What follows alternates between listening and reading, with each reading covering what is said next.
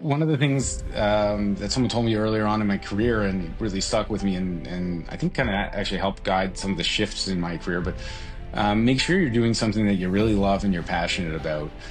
You spend the majority of your time working. You should be doing something you love, and when you do that, you'll be more energetic, more passionate, and you'll be exceptional at it. Welcome to Deal Flow with me, Michael Poulio, the go-to destination for private equity and real estate professionals, including institutional investors, sponsors, and market experts. Each week, I talk with industry insiders on everything real estate, capital, and prop tech. Welcome to Deal Flow with me, Michael Poulio, the go-to destination for high-level private equity and real estate professionals, including institutional investors and market experts. I talk with industry professionals week on everything real estate. Julian joins us. Julian Schonfeldt is the Chief Investment Officer at CAPREIT, Canadian's largest apartment-focused real estate investment trust. With a background in investment banking at RBC and a solid foundation as a CPA and CFA, Julian brings a wealth of expertise in deal structuring, strategic dispositions, and portfolio management. Under his leadership, CAPREIT has executed over $3 billion in transactions this year, focusing its strategy on selling older, non-core assets and reinvesting in higher quality, newer construction deals. Julian, thank you for joining us today. Thanks for having me on, Michael. Yeah, it's a pleasure. I'm excited about having this conversation with you. So, I know I gave you a little bit of an intro, but if you wouldn't mind, just kind of give people a rundown of your career up until what you're focused on today. Yeah, perfect. Thanks. Firstly, I'm the proud father of two beautiful, smart little girls that are very supportive of me. Secondly, as you mentioned, I'm the Chief Investment Officer at CAPREIT. I started out working in accounting. I was at PricewaterhouseCoopers and KPMG. Figured that wasn't really for me, but that's where I got the CPA that you mentioned.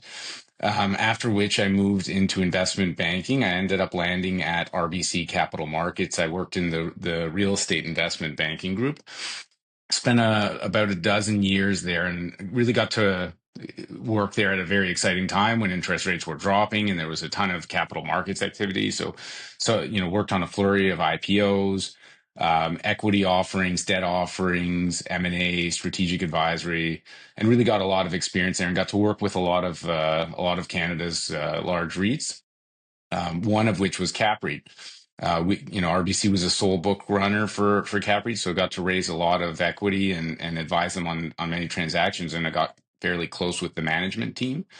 About 2.5 years ago, the CEO and CFO engaged in a conversation with me about coming in-house, and it was a very exciting opportunity, and CAPREIT was undergoing a very important strategic pivot, which you alluded to in the intro. So I was very excited to join, and it's been about 2.5 years doing that. I oversee the investments group, so acquisitions, dispositions, the development group, strategic finance, investor relations, and legal. Awesome. Well, thank you, Julian. That was great. So I think I love to, before we get into a little bit about the pivot and kind of your current role, what encouraged you, or what made you decide that you wanted to move from the world of accounting? It's like a silly question, maybe, because it's maybe more interesting. But moving from accounting to investment banking, and then ultimately moving, from the sell side to, I guess, the buy side, kind of that progression. Was that all kind of thought through in advance, or was it kind of just not fallen into, because you obviously worked very hard to get to this point? But kind of tell us a little bit about the mindset of moving from the start of your career to today. Yeah, when I was in school, I saw a lot of value in the CPA designation, and I still do. I think it's a great base to have. Any type of analysis that you're doing, and I knew I wanted to get into investment banking, but I thought it would be a great kind of stepping stone working in accounting. What I didn't like about it was that it's kind of, you're looking in the rear view mirror and telling a story of what happened when you're doing the accounting. And, for myself, I thought it'd be a little bit more exciting to be kind of more forward looking. And so that's what made me switch over into the investment banking side and actually working on live transactions, and really the exposure you get with the investment banking on working on very large transformational transactions and getting to work directly with CEOs, CFOs, and management teams on some pretty exciting deals was what appealed to me. And I got very fortunate to be able to work at RBC, Canada's largest investment banking shop. and at a particularly exciting time where honestly there was just transactions left, right, and center. So got all sorts of exposure. Ultimately, and I worked with a great team, and RBC was an amazing shop, but ultimately I'd done it for a dozen years. I'd gotten a lot of exposure, and I wanted to try something different. I mean, one of the kind of benefits, but also something I wanted to shift from, was the fact that I got to work with a bunch of different REITs and companies, and got to touch on their companies for a few months at a time while you're working on a transaction. And you're always switching kind of coverage, but I wanted to really work with one company, dive deep, and rather than advising on transactions, being actually executing on them and being accountable for them, for better or for worse. And so that's kind of what drove it. That, and the fact that I got fairly close with the CAPREIT team, and they're all excellent. It's a really excellent management team there, and it was very exciting to be able to work with a bunch of colleagues who I frankly considered friends. So that's what drove it. That's great. Before we move into CAPREIT, could any notable deals at RBC that come top of mind that you could talk about that interesting deal stories? I'll lean on the CAPREIT ones. CAPREIT, and it'll kind of flow well into this transaction. But CAPREIT was a very, very active REIT. It was one that was it was IPO'd in 1997, so close to 3 decades ago, and it's the largest REIT in the country. And it got that way by being incredibly active on the acquisition side and on the capital raising side. And so throughout, we got to raise billions of dollars of equity with CAPREIT and advise on many transactions, some which went through and some which didn't. And got to touch a whole bunch of large acquisitions. I mean, one year we raised over $1 billion of equity for CAPREIT. Actually, not that long ago. I think it was about 6 years ago. And there was a reverse takeover of another publicly listed company, which sprawled the creation of our European residential REIT, which is 65% owned by CAPREIT and has had a pretty interesting history. So with CAPREIT, I got to get a lot of exposure to all sorts of different types of files, which was quite interesting. Okay, very cool, very cool. So let's move into CAPREIT now. So give us a little bit. I know the 30-year public history, right? So probably that investment strategy has changed a bit since the late 90s. But tell us a little bit about CAPREIT today, kind of what you guys are focused on, and what does the book look like today, and for listeners. Yeah. So, as I mentioned, the history of CAPREIT was acquire, raise equity, and kind of rinse and repeat and keep going. It was a great strategy at the time while interest rates were declining, and any assets that you got your hands on pretty much shot up in value. We find ourselves now being the largest REIT by public float in the country. The strategy for us has been, okay, that we've grown such that we have scale, which has a huge benefit to us. But trying to, rather than grow, work with what we have and improve it and improve the focus and the quality. And so there were a lot of assets that were purchased in portfolio acquisitions that are lower quality, don't really fit in well with the portfolio. CAPREIT had amassed the second largest manufactured housing communities portfolio in Canada, and also formed or IPO'd the largest residential housing provider in Ireland, and then built a very large portfolio in Netherlands. And so, if that doesn't make your head spin a little bit, it helps inform what we're trying to do is really just kind of now focus into a more simple, higher quality story. And so how that has evolved is we've now sold our manufactured housing community portfolio. That was just done at the end of 2024 for $740 million. Earlier in the year, we sold our interest in the Irish REIT called IRES REIT that we had IPO'd in 2014. So we exited the MHC, exited the Irish REITs. We also have sold about half of the European residential REIT portfolio, which was the Netherlands properties that CAPREIT had seeded in through that reverse takeover. And we've been selling a lot of our what we would deem non-core, older, lower quality apartment properties. And so the mission is to just turn the company from being a really kind of large, diversified, and frankly, sometimes tough to understand investment vehicle into one that's laser focused into high quality apartments across Canada's major markets.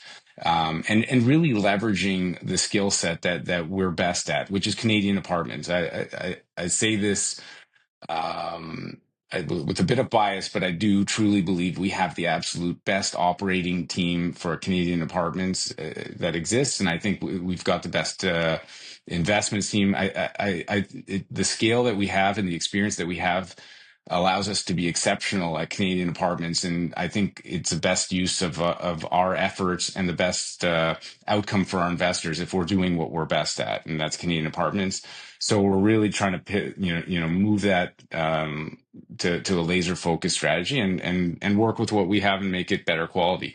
The old strategy of getting bigger was great at the time, but right now we already are the largest by float, so we don't need that extra size. So the focus for us now is really just improving what we have. Mm-hmm. Yeah, so it sounds like getting rid of a lot of the non-core assets, lower quality, non-Canadian, going back to the roots of Canadian apartment REIT, and having less of this like non-core exposure. And it sounds like you've made a lot of headway on this strategy at this point. It seems like a lot of those non-core assets you've divested largely. Are there other assets that you can speak to that you're still looking to that are on the chopping block, or at this point, kind of what does the go forward look like? So far as things that you want to still sell, get out of the portfolio, as well as looking for new opportunities within Canada in the apartment space. Yeah, you're absolutely right. I mean, we've traded over $3 billion worth of transactions in 2024, and Canada has been I'd say, relatively illiquid market over the last couple of years. And so to be able to do that, I think was an incredible feat by the company and by the teams. And we're very proud of that. I think that would probably place us as the most active real estate investor in Canada. But there's still more wood to chop. I mean, it's a $15 billion balance sheet that was accumulated over 3 decades, and we have a very active and capital allocation process. And there's, quite frankly, from the non-core apartment side, there's still a few $1 billion worth to continue to chug through. So it's going to be a multi-year process, and particularly in light of how illiquid the market's been. It will take time. We've been very disciplined with selling our properties above our book values, and with the limited buyer pool that exists, it does take time. But we're going to continue to work through it. Also, there still remains a substantial portion of the portfolio that's in the Netherlands through European Residential REIT that we're continuing to work through. But we're excited for we're very happy with the progress we've made over the last couple of years, and we're very excited to see where the company will be in the next few years. Mm-hmm. So 3 billion on 15, that's a pretty good percentage of the portfolio to churn over. What, just for listeners, for those, the public REIT space is a little bit of a different animal versus a lot of other types of shops that might have like a fund model or a deal by deal model. When you're dealing with a public REIT and you sell assets, what happens with the liquidity? Does that go back to the investors? Are you able to redeploy that capital? Tell us a little bit about how that that happens, for people. Yeah, sure. It's a fairly dynamic process. I mean, the scale that we have gives us a few different levers we can pull. I'll say broadly, we look at it into 3 buckets generally. When we sell something, we can either buy on strategy properties, and for us that means newer construction, high quality properties in major markets that we view favorably. The second bucket we can look at is debt repayment. CAPREIT doesn't have a leverage problem. It's conservatively levered, but at the same time, we're fine to reinforce our already strong balance sheet, and which can provide future liquidity or optionality. And the other one is our share buyback program. Since the spike in rates back in 2022, the REIT market's traded down, unsurprisingly, and our shares for much of the time were trading below NAV along with everyone else's. But we view that as a really attractive way to deploy capital, in that we can sell what we would call or characterize our worst assets above our book value, and then buy back the enhanced portfolios. And I say enhanced because we've been selling out the worst of it, and we can buy that back at greater than 20% discounts, right? And so and that's part of the benefit of being a public entity. A lot of the funds that, if they're doing redemptions or buying out partners, it's at fair market value. But we've got this tool where we can buy back our shares and essentially buy back some investors at a significant discount.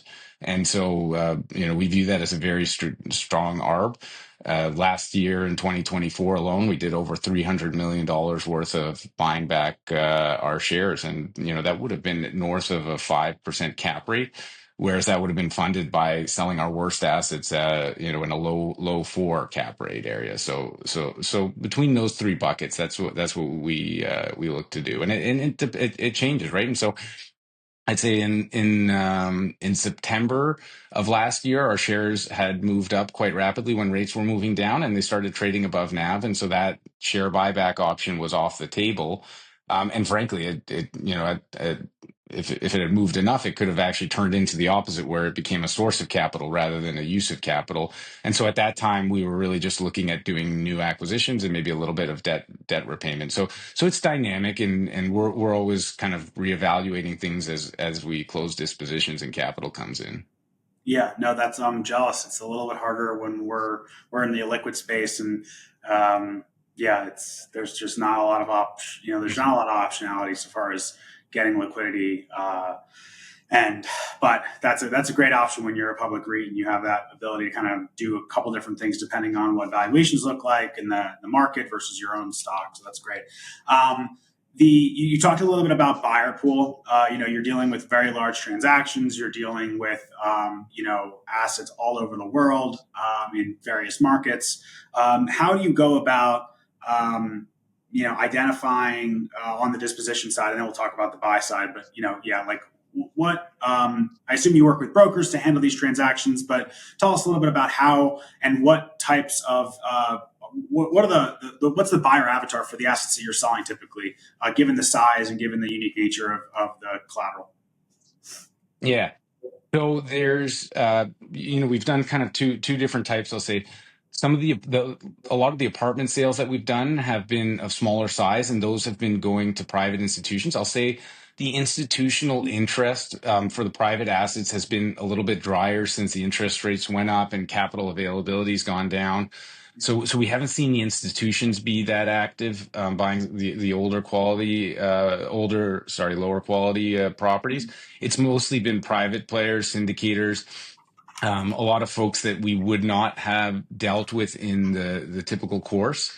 Some of them are very great and easy to work with. I'll say some of them are a little bit less sophisticated, less focused on reputational issues, and so it's been a little bit more of a grind. The deals will take a lot longer.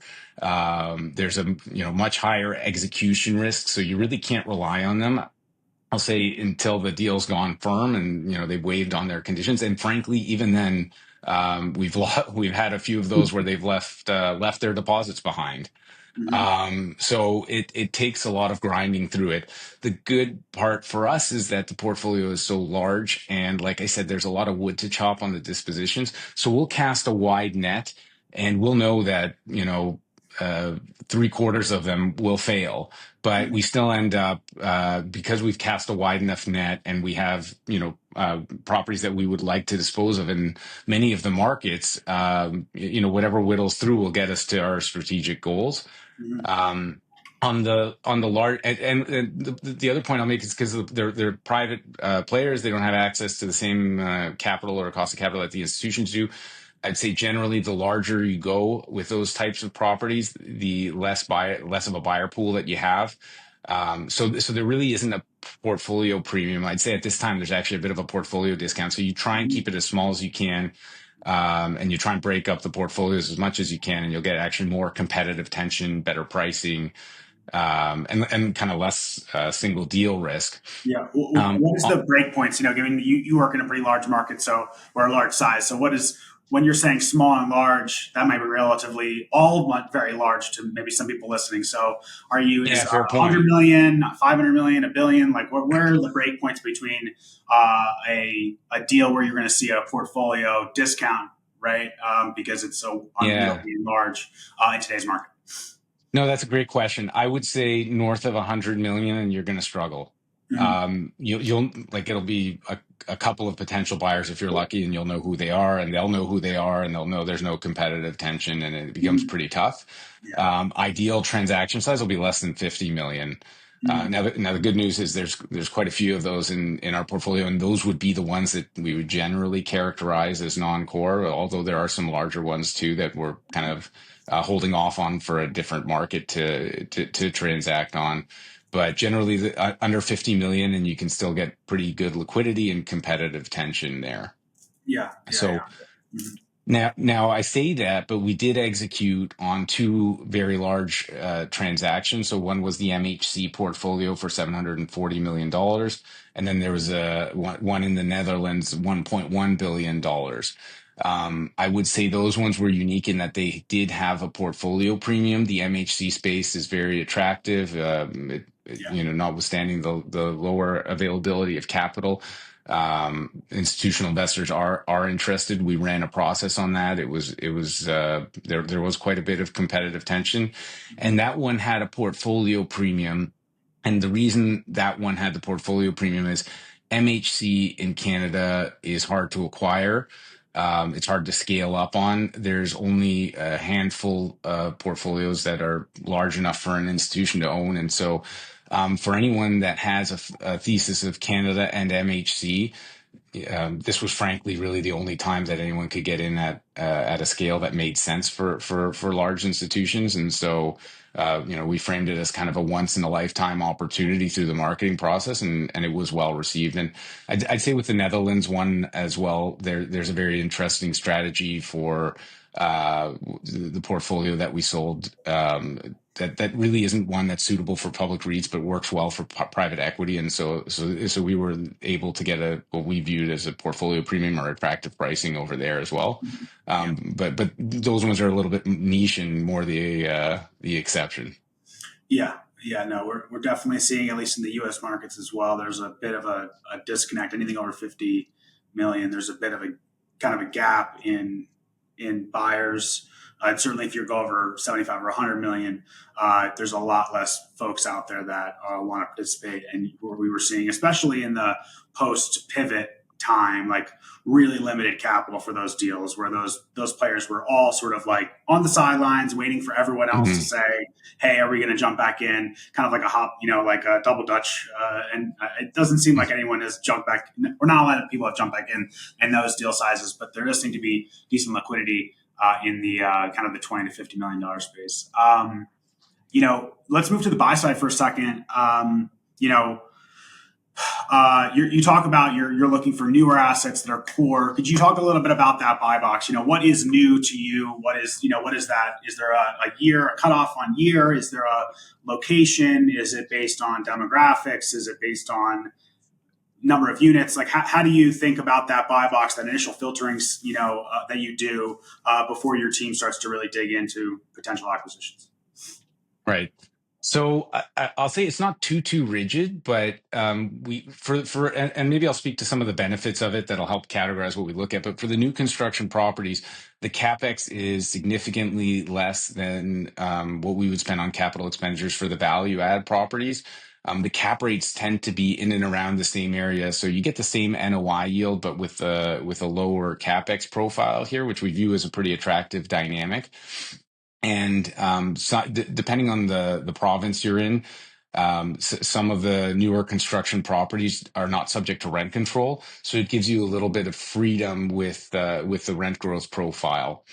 There's a bunch of other benefits, like they're more energy efficient, and maybe it'll be a little bit more operationally smooth or easy for the team, especially as a public vehicle.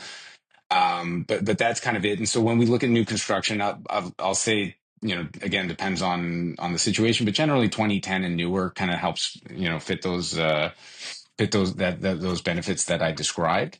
Mhm. And in terms of size, we tend to like properties that have 100 suites or more to be able to get kind of the economies of scales and the operating efficiency. But that said, our portfolio is so large and we're in all the major markets that we can transact on properties that are 60 doors, and we just did one that was around 40 doors, because if they're adjacent to our existing properties, we can kind of run them without having to introduce any new staff and leverage our synergies. So that's kind of the frame that we look at it. Yeah. So, and just so you know, I'm taking notes on what you're saying as we're going. I'm not doing emails over here, but I just like to keep the track going, so I know as you're talking, that I know what to ask you next, because I have a bunch of stuff. So, for the newer deals, you look at 2010s or newer. One thing that we're seeing, at least in the U.S., is a lot of folks that took out bridge debt to do construction during the COVID era, and they're stuck with a property where they're selling at basis, or maybe even a little bit worse than that. Are you seeing that in Canada as well? And you're seeing opportunities where you're able to get really brand new construction that is maybe struggling in lease up, or something 2021, 2022 vintage? Are you guys playing there at all, or mostly off the run 2010 stuff? Like, what's available No, these days? yeah, I'd say we've been doing a lot of stuff that in and around the 2020 range. A lot of what we're buying is from the original developers. It's not often stuff that traded and then it's trading again so quickly. Mm-hmm. A lot of the developers, as you mentioned, will use bridge loans, construction loans, all sorts of different debt types, and with the lack of the lower availability of capital, and particularly for the larger sizes, we're finding we're not having that much competition, and we are seeing that there are many developers that are under significant pressure right now. Again, under the weight of the debt burden, and a lot of them began these projects when rates were incredibly low, and rates moved up quite a bit on them at the same time that capital, or the availability of capital, dried up. And so we're seeing developers that are under pressure, and we're actually able to get access to properties that we in a normal market probably never really would be able to, or be able to afford. And I look at some of the properties that we closed on last year in 2024, and these are the types of things that these folks would never sell unless they were forced to, and even if they did, you'd be in unreal bidding wars, paying cap rates that just really don't make sense, frankly. So we're in a really fortunate spot that where capital's not plentiful, we've managed to shore up quite a bit through some of the strategic dispositions that we just discussed, and capitalize on this. And I think when we fast forward 5 years from now, we're going to look very proudly at how we took advantage of this market dislocation, and really fortified our portfolio. Yeah, I remember, talking with developers who are trying to build to a five something cap rate, and that made a lot of sense when rates, were, well, I don't know if it made a lot of sense, but they made sense of it when SOFR was at a quarter point or whatever, and it was a lot harder to make sense of that now. And yet, it's when the market cap rate is now, around there, or a little bit higher in some cases. So that makes a lot of sense. I guess, for folks that don't know the Canadian market very well, me being one of those people, could you maybe speak to any high level differences that you're in the apartment space between the U.S. and Canada? Wherever you want to go here, if it's the type of product, if it's the valuation, if it's how deals move, how you talked a little bit about rent control, wherever you think makes sense to talk about. Just love to see what is the delta between these two markets that people should be aware of. Yeah, so Canada's a very interesting market. We've gone through exceptional population growth. I mean, I think really leading the developed world, which created a pretty tight housing market, and so vacancy dropped really low, rents pushed up very high, and that helped. That helped in a big way offset the interest rates moving up. So it kind of kept cap rates at a lower level than they otherwise would have been, because the hit from interest rates moving up kind of was offset by the growth that you would underwrite moving up at the same time. It's a very small market, so the way you operate and your reputation really matter a lot. I find the U.S. is obviously a much larger market, and but here kind of feels like everyone knows everyone, so it's important to have good relationships and do what you say and be reputable in the way you operate and transact. We have something called CMHC, Canada Mortgage Housing Corp, that they provide insurance on debt on apartments. And so that provides us with a really interesting cost of debt. The spreads on 10-year debt are, 80, 90 basis points. And just given the insurance from CMHC, which is effectively a government institution, that capital is always available, or so far it's always been available, and the spreads don't really move that much. So that's been a good equalizer in the debt cost to capital across the playing field. There's, I'd say there's rent control, but it's actually uh, acted in a way as a stabilizer. So when the markets move up, it slows how your rent moves up. But when the rental markets move down, the rent controls cause us all to be well below market rent. So it's been actually a bit of a benefit in a time like now, where there's been a little bit of a slowdown in the market rent growth, but it's been a good, stable, healthy market that's experienced a lot of strong strength in the fundamentals, and it's treated us well. Um, yeah. Yeah. And the Canadian 10-year is like 100 basis points or more inside the US 10-year. That's not about right? So it depends on the Yeah, day. it's about three. It's around 3%. Our overnight rate's about 3.25, so also Mm-hmm. over 100 basis points lower than yours. Mm-hmm. Part I you know that's been due to slower economic growth and slower anticipated future economic growth, which has resulted in inflation that's now below 2% and Mm-hmm. forecasted to be there. Yeah. So we're having a little bit of a divergence in interest rates, which has actually also caused our currency to move down, as you would expect. But Mm-hmm. the lower interest rates is for us real estate folks is certainly very welcome. So Yeah. we're able to get debt in the mid to high threes right now, Yeah. Mm-hmm. which having a coupon like that is certainly very helpful for valuations. Yeah. And so, yeah. So generally speaking, you also are seeing cap rates, all things being equal, being lower in the Canadian market than in the US, given just Yeah, the cost of exactly. And financing. and and and one of the benefits of that too is that private buyers will have access to that debt, and you can get actually fairly high leverage using the CMHC insured Mm-hmm. mortgages. You can actually go as high as into the 90s on LTV, and so private buyers can do that too. And so while I was talking about selling our lower quality properties to private buyers, with them having access to almost pretty much the same, or effectively the same cost and availability of debt as we do. In fact, they use quite a bit higher leverage than we do. It really does help support the valuations and Mm-hmm. the liquidity, notwithstanding the fairly illiquid market that we're in. Yeah, that's it. Well, if 90% of your capital is coming from, yeah, a pretty much guaranteed liquidity source at those rates, it does support you guys as being able to dispose of those assets at great valuations, especially versus your book values. So that's great. Could you speak a little bit about maybe the capital raising processes for public REITs, which I assume are different than the deal by deal syndicator model or the fund model, and maybe not. So could you maybe speak to that? Other than selling and then recycling capital, if you're going out to raise new capital, what does that process look like for a public REIT?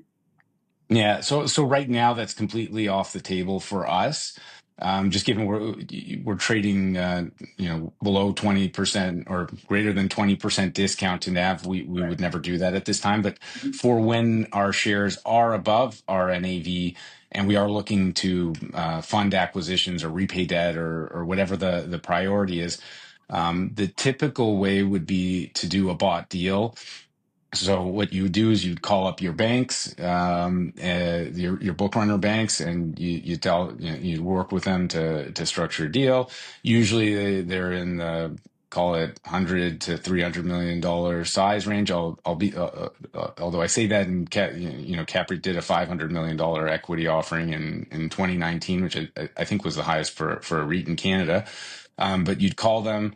You'd work with them on the deal size, the use of proceeds, the disclosure, what the issue discount is. There'll typically be an issue discount relative to the last trading price to be able to, sell such a large volume. And the banks will buy the equity off of you and then resell it to their investor pool, be a mix of institutions, domestic and international, as well as the retail investors. So that'll be sold through the syndicate, typically overnight, maybe a little bit into the morning. Hopefully, you don't have a hung deal where the banks are sitting on a whole bunch of your shares and have to sell that out after. And depending on some nuances, you can close, within kind of one to 3 weeks, and you'll have your money in there. We also have at the market programs, which has been a lot more prominent in the US, but is making its way here in Canada. It's something that CAPREIT put in place in 2020, early in 2024. We haven't used it, but it's a much more efficient way of raising equity. There's much lower commissions, and you don't have an issue discount, and you can kind of tap into the market for smaller amounts rather than kind of needing to do a bigger one. So we thought we would put that in place for, when the situation changes and we're able to raise equity and kind of want to be more efficient about it. But that's been the process. I'll say the last 2 years have been very dry on the equity raising side for REITs. So I think I chose a pretty good time to get out of the REIT investment banking world. But Right.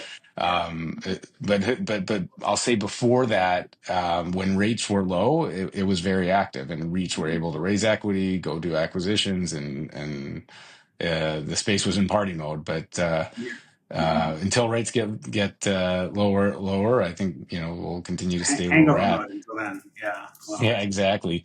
It's one of the benefits. Like the REIT market in Canada is not as large or developed as in the US. So a lot of the REITs are still what you'd call small cap. So we're very fortunate in being the size that we are. We have enough trading liquidity that we can attract a wide variety of institutional investors, and we have enough float that we can actually buy back our shares. I think every REIT, almost every REIT, I'd say in Canada, is trading at prices that make it attractive to buy back their shares. But I think a lot of them are kind of handcuffed by the fact that their float's already too small, and to kind of take it backwards would, cause a little bit of headaches in other ways. sure. Yeah, that makes sense. So, until you're trading above your NAV and it makes sense to sell new equity, you have other opportunities to generate liquidity and then, to buy things. Speaking of then buying things, what do you think are the opportunities ahead? Looking into 2025 and 2026, as maybe the rate cycle has peaked, maybe not. We'll see what happens as time goes on. Maybe that's actually in Canada. Maybe maybe it has peaked. Maybe you could speak to that. In the US, I think it's a little bit more suspect as to what's going to happen. But where do you see kind of the market going forward? Apartments and then macro, to the extent that you want to, take a crystal ball view here. Yeah, and so at the time of this recording, our overnight rates three and a quarter. It depends on the economist you follow, but a lot are expecting rates to be either the overnight rate to fall to either 2 or the low 2s range. So that'll be helpful. That said, we do fund all our debt financing is off long-term bonds. So the Government of Canada bond yields are really more where we do focus. But nonetheless, rates coming down will probably move money out of kind of money market funds and back into the space, and that'll be welcome after what's been a pretty dry period. I'll say Canada had exceptional population growth over the last couple of years. It was, over a million folks coming in, which I think for Americans that probably doesn't sound like a large number, but the USA is probably roughly 10 times larger than us. So when you put that in context of how large Canada was, it was exceptional. We have the government's announced that they're going to be trying to reduce the amount of non-permanent residents, so temporary foreign workers and students and some other smaller categories that are in the country. So they're going to try and reduce that because the population growth that happened really did help spur the housing crisis that we're in now. So the expectation is that the breakneck speed of population growth that happened the last couple of years is not going to continue, and in fact we might have some pretty low population growth for 2 years. TBD how well the government can actually execute on removing people after their permits expire. I think you in the U.S. can probably attest to it doesn't always happen as smoothly as one might anticipate, but so we're going to be a little bit lower of a population growth environment, but again, like I said, with the rent control environment, we'll still expect to see positive rent growth because of the delta between in place and market rents. We'll see rates going lower, which hopefully should bring a little bit more capital into the space. And on our end, we have pretty good liquidity. We've shored up the balance sheet from those transactions. We're going to continue to be opportunistic between our share buyback and acquisitions. We underwrite, I'd say, over 300 transactions or potential transactions a year. I think we surpassed 365 in 2024. So I guess we can say that was we underwrote a deal a day. But we'll continue to be opportunistic for those, and we're in an incredibly strong position. So we'll continue to look to improve the balance sheet. Mm-hmm. Yeah. So relatively constructive, cautiously optimistic would be a good characterization there. So that's great.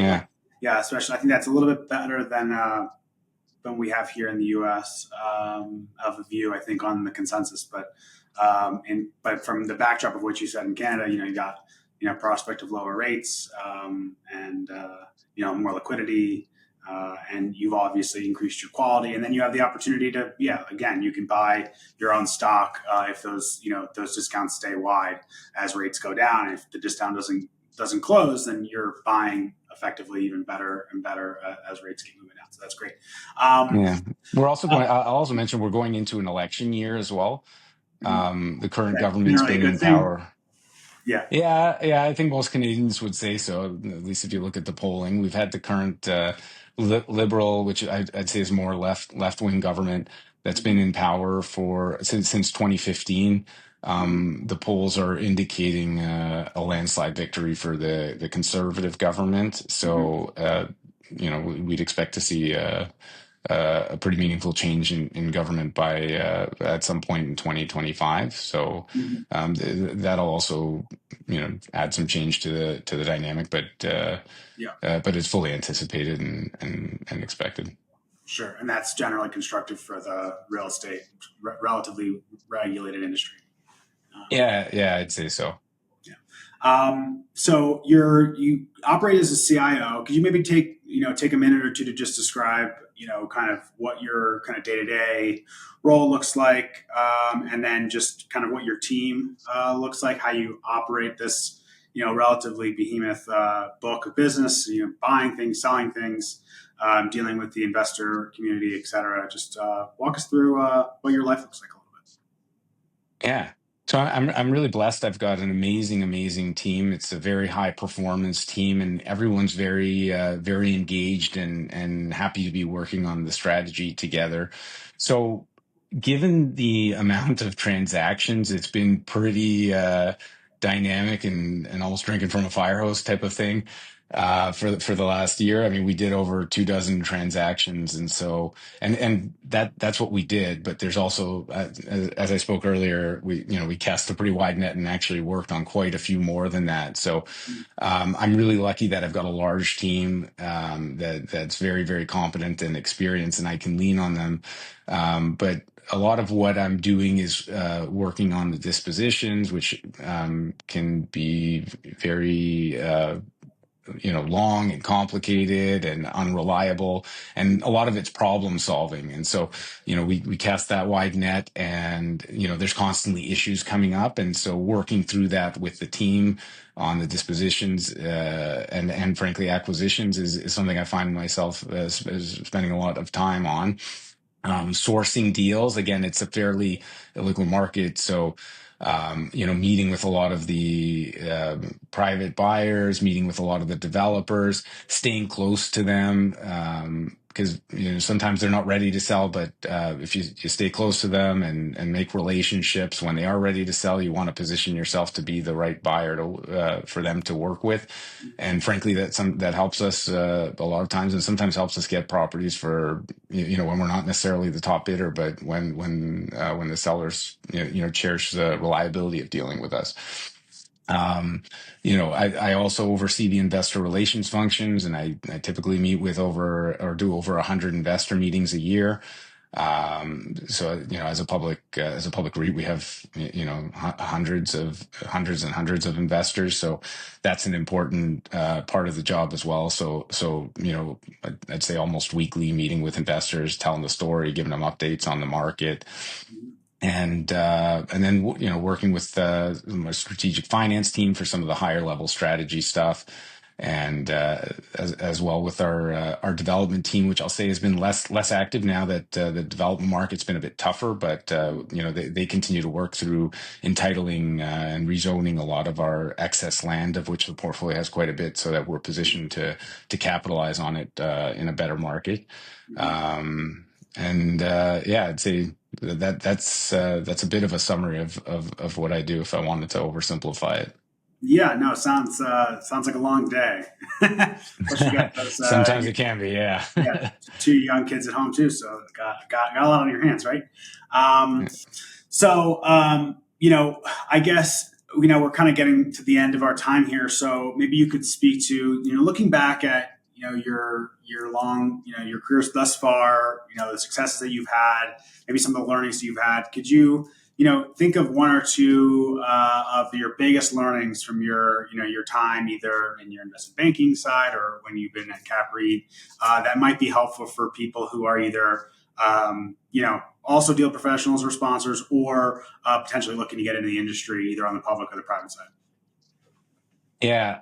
I mean, one of the things that someone told me earlier on in my career, and it really stuck with me, and I think kind of actually helped guide some of the shifts in my career, but make sure you're doing something that you really love and you're passionate about.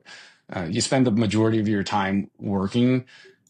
You should be doing something you love, and when you do that, you'll be more energetic, more passionate, and you'll be exceptional at it. If you're doing something that you don't like, it's going to be a clocking in and clocking out. You won't rise, you won't rise as much through your career progression, and it makes life a lot less fun. And so, I had my eye on what I wanted to do long term, and I made the career moves and steps to get there. And I work very long hours. I work weekends. For the first couple of years at CAPREIT, I hadn't really taken a week off. But I have fun doing what I'm doing, and I think my team does, and that's why we're able to achieve the results that we're doing. Because while it is a job and we take it very seriously, we have a lot of fun while we're doing it, and that's advice I received, and really struck with me. Yeah. Do you think you're working more or less than when you were in investment banking? To be honest, Yeah. yeah, it's surprising, because investment banking, I did work pretty long hours, but a lot of folks asked if I was moving to a REIT to get more work-life balance. Mm-hmm. I'll say the opposite is true. I don't think I've ever worked more than I have here at CAPREIT, but I actually view that as a positive thing. I'm able to achieve what we want to achieve, and learning a lot, working with a lot of, again, colleagues, but slash friends, and having a great time. Yeah, you're a little bit more of a master of your own destiny versus kind of, working on deals, picking them up, putting them down. A little bit of a difference, dynamic so far as the flow of work, probably between what you were doing before versus what you're doing now. Absolutely. So speaking of that, I know you just said you worked a lot of hours and you're working a lot, and so maybe you don't have a lot of time for hobbies or downtime. But if you were to find yourself with a little bit of extra time, any interesting hobbies or things that you like to spend your downtime with, other than spending time with your family, of course? Yeah. So I used to be pretty active doing Brazilian Jiu-Jitsu. So that was something that was really fun for me. Since, with the busy schedule, it's really, really hard to kind of keep that up. But that was that for me was a great way to stay in shape, Mm-hmm. to clear my mind. It was something I really enjoyed doing. Yeah, very good. I Okay, tried getting my cool. daughter into it. She did it for a few months, but it didn't Didn't really stick. click with her. But Yeah, yeah, yeah. yeah. Those kids, they pick things up fast, they drop them fast. Yeah. Well, Julian, I appreciate the time. This has been really fun for me. You shared some great insights and knowledge within the real estate space. If listeners wanted to get in touch with you or find out more about CAPREIT, what would be the best way to do that? Yeah, I'm on LinkedIn, so Julian Schonfeldt, and I check my messages fairly frequently, so feel free to drop me a message there. Excellent. All right. Well, thank you, Julian. And thank you, listeners, for tuning into this episode of Deal Flow. Don't forget to give the podcast a follow on Apple Music and Spotify, and subscribe on YouTube so you don't miss an episode. And if you feel like someone else would get something out of this show, please go ahead and send it across. Feel free to comment below regards to future guests you'd like to see, or get in touch should you think your knowledge and expertise would make for a great episode. Thanks again from me, and we'll see you next time on Deal Flow. Thank you for listening to Deal Flow with me, Michael Poulio. We hope you gained valuable insights into private equity real estate and market trends. Stay tuned for more expert discussions and updates on the latest in commercial real estate and structured finance. Don't forget to subscribe, rate, and review on your favorite podcasting platform. Join us next time for more high-level conversations that empower your investment decisions and your operating results.